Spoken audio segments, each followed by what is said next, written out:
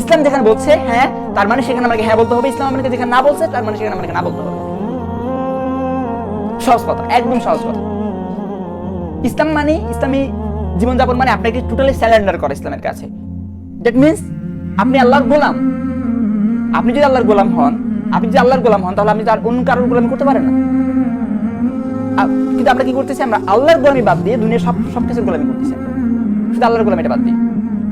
কাল কিয়ামতের ময়দানে আমাদের অবস্থাটা কি হবে একবার চিন্তা করে দেখেন। যে রাসূল আকরাম সাল্লাল্লাহু আলাইহি ওয়াসাল্লাম তার উম্মত নিয়ে গর্ব করে, সেই রাসূল সাল্লাল্লাহু আলাইহি ওয়াসাল্লামের উম্মত হিসেবে আমরা তার সামনে দাঁড়াতে পারবেন?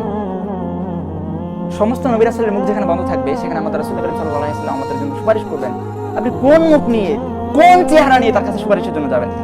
কিভাবে বলবেন যে আমি আপনার উম্মত? আপনাদের সামনে কোরআনগুলো ওপেন না? হাদিসগুলো কি আপনাদের সামনে ওপেন না? ইসলামিক গ্রন্থগুলো কি আপনাদের সামনে ওপেন না? আপনি কি মূর্খ? না, আপনি তো মূর্খ না। আপনার দুনিয়ার বড় বড় ডিগ্রি আছে, আপনি বড় বড় সার্টিফিকেট ধারী, কিন্তু আপনি ইসলামটাই মানেন না। তো এই সার্টিফিকেট করবেনটাই। আর দুনিয়া মাযরাতুল আখিরা এটাকে আপনি জানেন না? এখানে বাজার করতে আসছেন, আপনি তো বাজার করতে এসে বাজারের সম্বলটাই নষ্ট করে ফেলতেছেন। কি বাজার করবেন?